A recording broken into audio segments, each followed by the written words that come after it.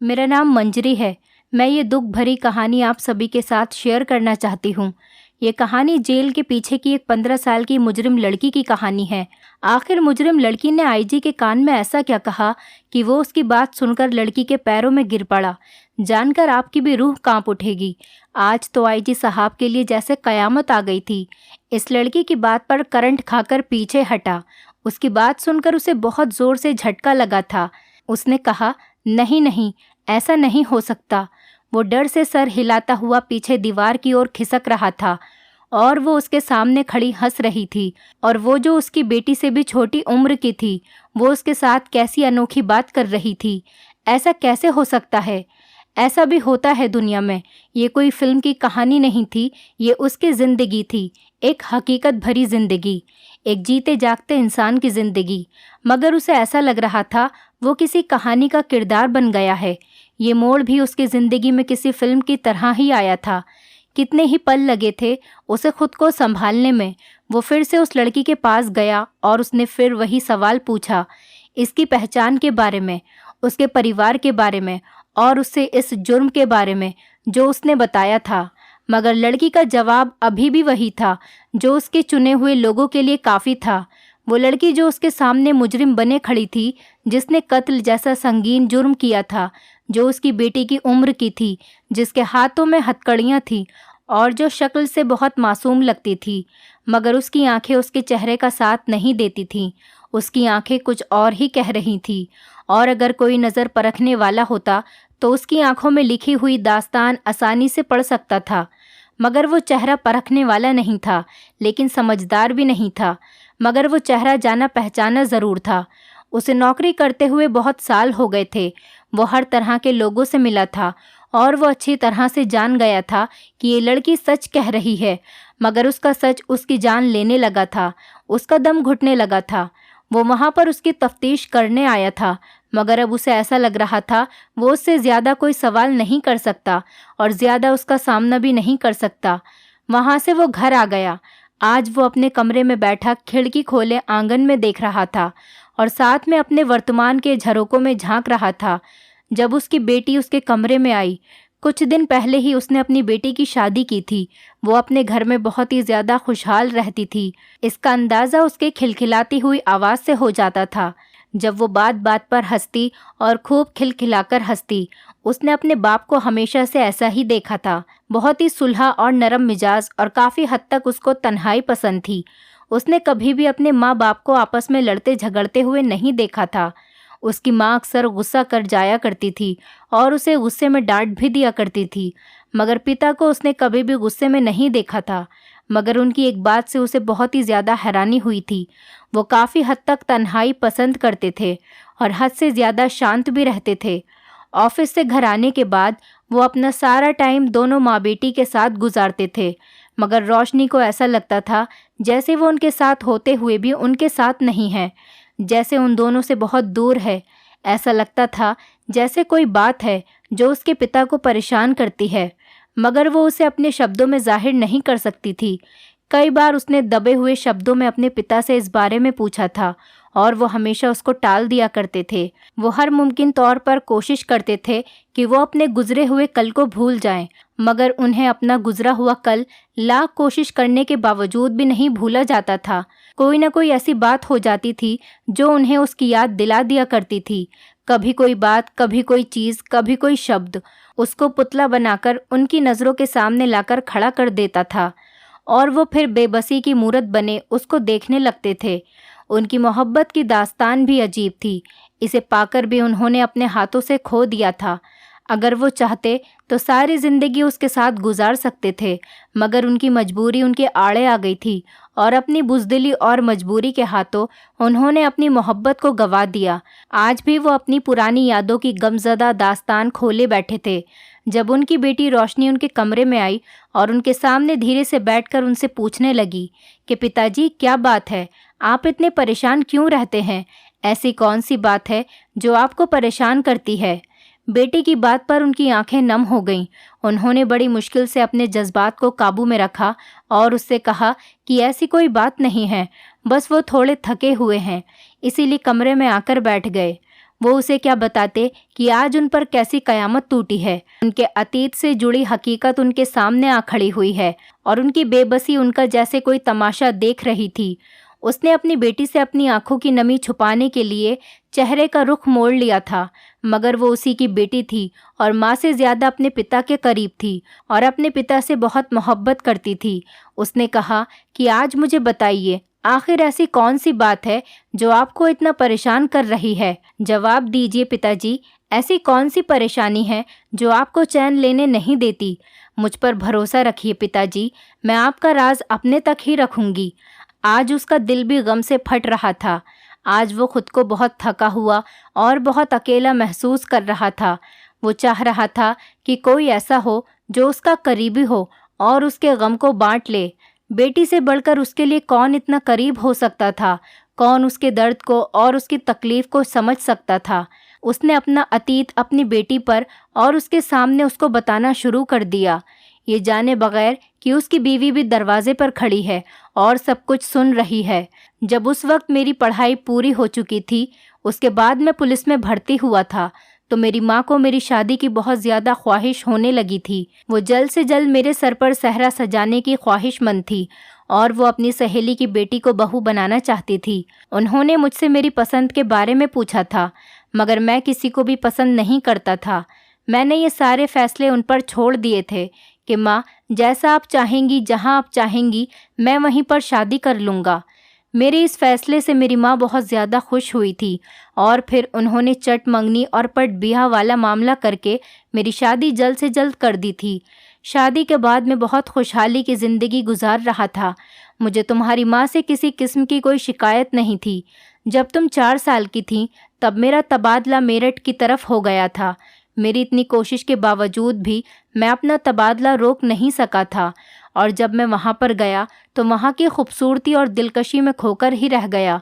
वहाँ मुझे 1 साल ड्यूटी करनी थी और कुछ दिनों के बाद ही मैं वहाँ के माहौल का आदी हो गया और वहाँ पर रहना मुझे अच्छा लगता था। हर रोज़ मैं घर पर कॉल करके तुम लोगों की खैर खैरियत मालूम करता था। एक दिन मैं अपने कांस्टेबल के साथ छुट्टी वाले दिन उस इलाके की सैर करने बाहर निकला तो एक चेहरे को देखकर मेरी निगाहें उस पर से पलटना भूल गई थी। वो जो भी थी बहुत खूबसूरत थी और इस कदर हसीन लग रही थी कि मैं उस पर से नज़रें हटा ही नहीं पा रहा था। तब मुझे एहसास हुआ था कि मुझे उससे मोहब्बत हो गई थी। मैंने अपने दिल को बहुत डांटा और ख़ुद को बहुत समझाने की कोशिश की कि मैं एक शादीशुदा इंसान हूँ और मेरी एक बेटी भी है। मैं किसी और से कैसे मोहब्बत कर सकता हूँ, जबकि मुझे अपनी बीवी से किसी किस्म की कोई शिकायत नहीं है। मैंने उस तरफ जाना छोड़ दिया जहाँ पर मैंने उस लड़की को देखा था, मगर अनजाने में ही मेरे कदम वहाँ पर जा रुकते थे। मेरी दिलचस्पी को देखते हुए कांस्टेबल ने मुझे उसके बारे में बताया कि वो अपनी सौतेली माँ के साथ रहती है और उसकी सौतेली माँ बहुत ही ज़्यादा जालिम है, उस पर बहुत जुल्म करती है। और कांस्टेबल के मुंह से ये सुनकर मुझे बहुत दुख हुआ। एक दिन मैं थाने में बैठा था जब बहुत ही तेज़ बारिश होने लगी थी और मेरी वहाँ पर मौजूदगी की पहली ही बारिश थी और मैं उससे बहुत ही ज़्यादा लुत्फ़ और मज़े उठा रहा था। मैं खिड़की से बाहर बारिश का नज़ारा देख रहा था जब मेरी नज़र उस लड़की पर पड़ी। मैं चौंक कर बैठ गया। वो बड़ी तेज़ी के साथ थाने में दाखिल हो रही थी। मैंने सोचा कि ये यहाँ किस काम से आ रही है इतनी बारिश में, और फिर वो मेरे बारे में पूछने लगी। उस वक्त मैं ही सीनियर ऑफिसर था और उसको कांस्टेबल ने मेरे ऑफिस में भेज दिया। वो मेरे सामने आकर बैठ गई और बहुत बुरी तरह से रोने लगी। बारिश में भीगने की वजह से उसके कपड़े उसके जिस्म के साथ चिपके हुए थे और उस वक्त उसकी थाने में मौजूदगी मुझे बहुत ही ज़्यादा डिस्टर्ब कर रही थी। मैं बड़ी मुश्किल से उससे नज़रें चुरा रहा था। फिर मैंने उससे पूछा कि तुम्हें इस तरह से थाने के अंदर नहीं आना चाहिए था। वो कहने लगी कि मैं क्या करती, मेरी सौतेली माँ मुझ पर बहुत जुल्म करती है और अब तो वो मेरी ज़बरदस्ती एक बड़ी उम्र के मर्द से शादी करवाना चाहती है। ये बात कहने के बाद वो ज़ोर ज़ोर से रोने लगी। उसको रोता हुआ देखकर मेरे दिल को कुछ होने लगा था। मुझे उससे बहुत ज़्यादा हमदर्दी हो रही थी, मगर थाने में जिस तरह के लोग थे और उसे जिन नज़रों से घूर घूर कर देख रहे थे, मुझे उनसे उलझन हो रही थी। मैंने उसे गाड़ी में बिठाया और उसके घर पर छोड़ कर आया और उससे कहा कि दोबारा इस तरह से थाने में कभी मत आना। वो वहाँ से मुंह सिकोड़ती हुई अपने घर में चली गई। उसका कहना था कि मुझे उसकी माँ से बात करनी चाहिए और मैं ये सोच रहा था ये उनका आपसी मैटर है। मैं इस सब में क्या कर सकता था। मैं उसे वहाँ छोड़ने के बाद दोबारा से पुलिस स्टेशन में आ गया और रात को जब मैं अपने क्वार्टर में सो रहा था तो आधी रात को किसी ने ज़ोर ज़ोर से दरवाज़ा खटखटाया। जब मैंने दरवाज़ा खोला तो वही लड़की मेरे सामने खड़ी थी। मैं आधी रात को उसे अपने कमरे के दरवाजे पर देखकर हैरान रह गया और उससे पूछा कि तुम इस वक्त इतनी रात को मेरे दरवाजे पर क्या कर रही हो। वो हिचकियाँ ले लेकर रोने लगी और कहने लगी कि वो अब वापस अपने घर कभी नहीं जाएगी, क्योंकि सुबह होते ही उसकी सौतेली माँ उसके किसी बूढ़े आदमी के साथ उसकी शादी कर देगी। वो ज़बरदस्ती मेरे घर में दाखिल हो गई। मैंने उसे बहुत समझाने की कोशिश की कि मेरे घर में उसका रुकना सही नहीं है, वो इस वक्त अपने घर में चली जाए। मैं सुबह आकर ये सारा मामला देख लूँगा और उसकी माँ को भी समझा लूँगा कि उसकी मर्ज़ी के ख़िलाफ़ उसकी शादी मत करो। मगर वो मेरी कोई भी बात सुनने को तैयार ही नहीं थी। कुछ ही देर गुजरी थी कि जब दरवाज़ा फिर से ज़ोर ज़ोर से खटखटाने की आवाज़ आने लगी। जब मैंने दरवाज़ा खोला तो वहाँ पर गांव के बहुत सारे लोग खड़े थे। वो मुझ पर तरह तरह के इल्ज़ाम लगा रहे थे। उनका ये कहना था कि मेरा और उस लड़की का, जिसका नाम रानी था, उसके साथ चक्कर चल रहा है और उस वक्त रानी की मेरे घर में मौजूदगी उनकी तमाम बातों को सच साबित कर रही थी। मैंने अपनी बेगुनाही साबित करने की बहुत कोशिश की, मगर इतने लोगों के सामने मेरी एक भी नहीं चली। वो लोग मुझे धमकियां देने लगे कि वो मेरे अफसरों तक मेरी शिकायत पहुंचाएंगे कि मैं इज्जत की रखवाली करने वाला नहीं बल्कि इज्जत का लुटेरा हूँ। मजबूरन उन लोगों के दबाव में आकर मुझे उस लड़की के साथ शादी करनी पड़ी। अगर देखा जाता मेरे अपने दिल की भी यही ख्वाहिश थी कि मैं उसे हासिल कर लूँ। अगर मेरे दिल की ख्वाहिश न होती या वो एक अच्छी लड़की न होती तो मैं कभी भी किसी के दबाव में आकर उसके साथ शादी नहीं करता। मगर अब मसला ये था कि मुझे कुछ टाइम के बाद वापस जाना था और मैं उसके बारे में किसी को कुछ नहीं बता सकता था। मैं अगर तुम्हारी माँ को इस बारे में बताता तो वो हंगामा खड़ा कर देती। मेरे वहाँ से तबादले के दिन करीब आ रहे थे और रानी भी उस वक्त ऐसी हालत में थी जब मैं उसे अकेला नहीं छोड़ सकता था, क्योंकि वो माँ बनने वाली थी और उसकी डिलीवरी में कुछ ही वक्त बाकी था। उस वक्त उसके साथ किसी न किसी को मौजूद होना बहुत ज़रूरी था। आजकल उसकी सौतेली माँ उसके साथ बहुत ही ज़्यादा मोहब्बत जता रही थी और घर में भी आना जाना रखने लगी थी। मैं अक्सर रानी से कहता कि तुम अपनी माँ पर बेवजह शक करती थी, उससे बेवजह नफ़रत करती थी। वो तो इतनी अच्छी है, तुमसे इतनी मोहब्बत करती है। तब रानी खामोश होकर रह जाती और जिस दिन मुझे वापस आना था मैंने उसकी सौतेली माँ को कहा कि मैं कुछ दिनों के बाद आकर उसे हमेशा के लिए यहाँ से ले जाऊँगा, तब तक उसका ख्याल रखना। उसने मुझे यकीन दिलाते हुए कहा, रानी भी उसकी बेटी है और वो एक माँ की तरह उसका ख्याल रखेगी। मगर रानी बहुत ही ज़्यादा डर रही थी। उसका ये कहना था कि सौतेली माँ उसको जान से मार देगी। मैं उसे अकेला छोड़कर नहीं जाऊँ, मगर मेरा तबादला वापस अपने शहर में हो चुका था और मैं वहाँ पर ज़्यादा नहीं रुक सकता था। जब मैं वापस अपने शहर में आया तो कुछ ही दिन के बाद मेरी माँ की तबीयत ख़राब रहने लगी और फिर एक रात वो हमें अकेला छोड़कर चली गईं। उनकी मौत के गम ने मुझे निढाल कर दिया था। मुझे खाने पीने का, किसी भी चीज़ का कोई होश नहीं था और तब तो मैं रानी को भी बिल्कुल भूल चुका था। फिर जब माँ का देहांत हो गया, लगभग 4 महीने गुजर गए। मेरा गम थोड़ा सा कम होने लगा तो मुझे रानी का ख्याल आया और फिर मैं 2 दिन ज़रूरी काम का बहाना लेकर जब वापस आया तो एक क़यामत की ख़बर मेरे इंतज़ार में थी। उसकी सौतेली माँ ने मुझे रो रो कर बताया कि मेरे जाने के कुछ दिन बाद ही उसकी तबीयत बहुत ख़राब हो गई थी और बच्चे के जन्म के दौरान ही उसकी मौत हो गई। और फिर उसकी बेटी भी चंद सांसें लेने के बाद अपनी माँ के पास पहुँच चुकी थी। ये मेरे लिए दूसरा गम था, मेरे लिए ये दूसरे गम की खबर थी।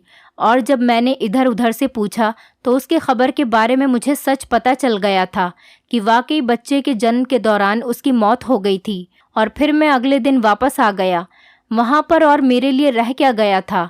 वापस आने के बाद भी बार बार मेरे दिमाग के पर्दे पर रानी की परछाइयाँ लहराती थीं।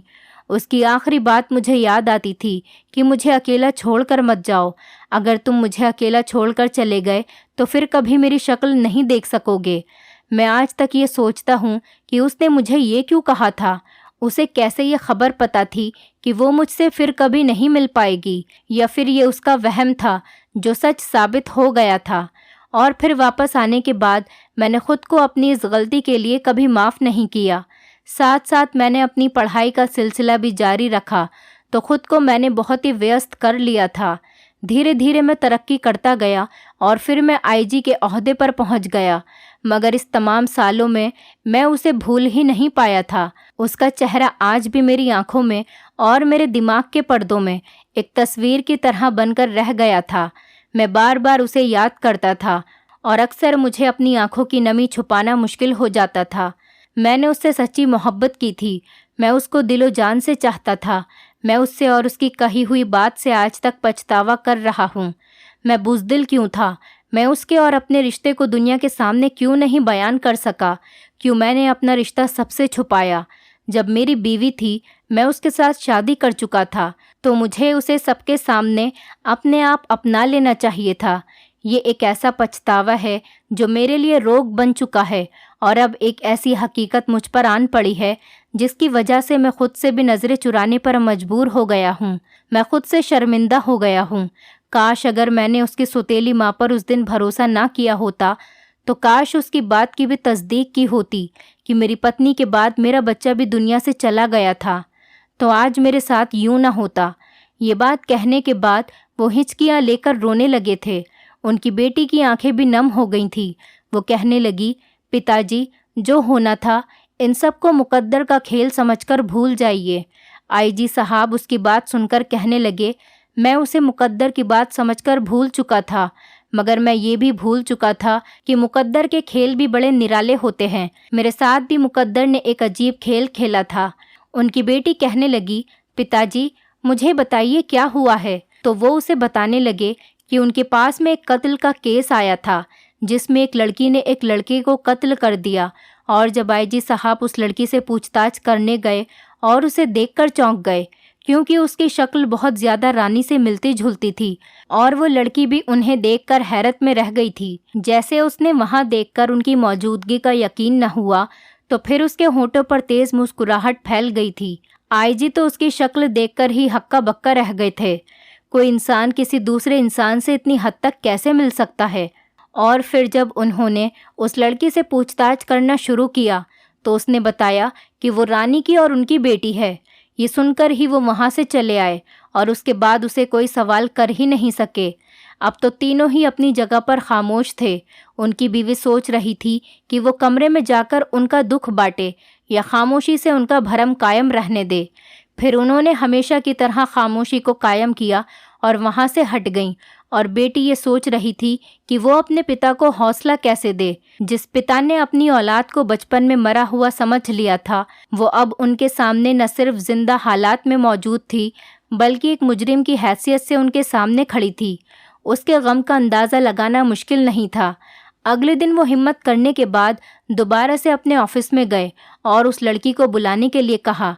जब वो उनके सामने आई तो उसका चेहरा बिल्कुल फक पड़ा हुआ था और जज्बात से बिल्कुल खाली हो गई थी।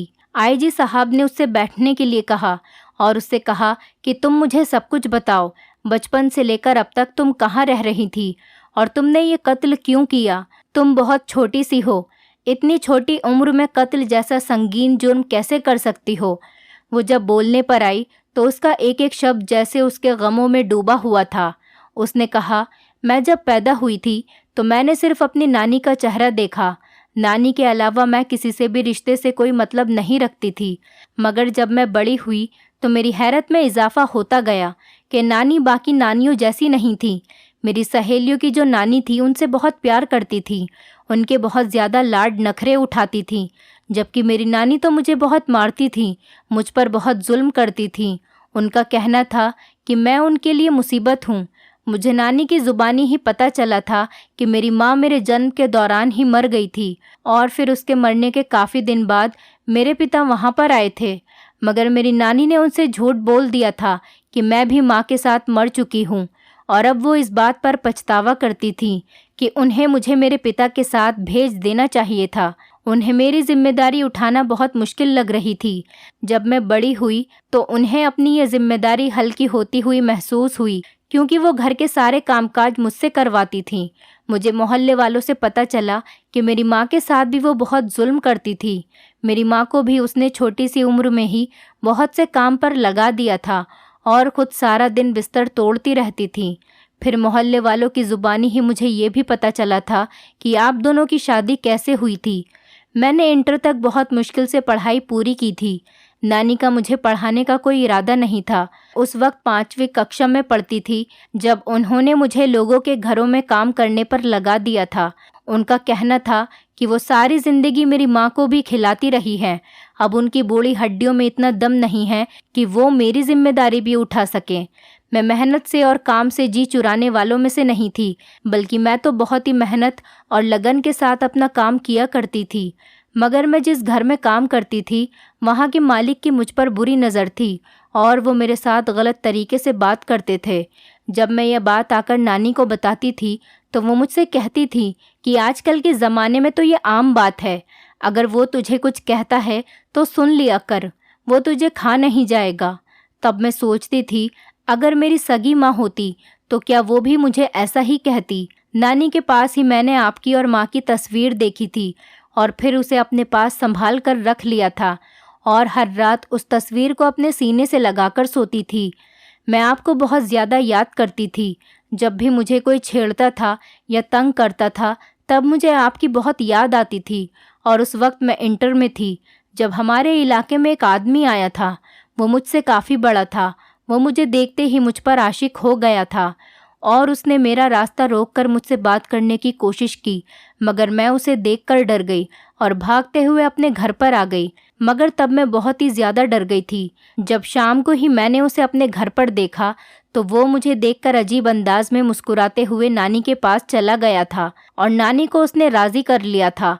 उसने नानी को पैसों का लालच दिया और उन्हें मेरे साथ शादी करने के लिए रजामंद कर लिया। जब वो चला गया तो नानी ने मुझसे कहा कि कल तुम्हारी इस आदमी के साथ शादी है। मैं नानी से मना कर रही थी और बहुत ज़्यादा रोई चिल्लाई, क्योंकि मैं अभी भी शादी करना नहीं चाहती थी और ना ही मेरी अभी शादी की उम्र थी। मैं तो अभी पढ़ना चाहती थी।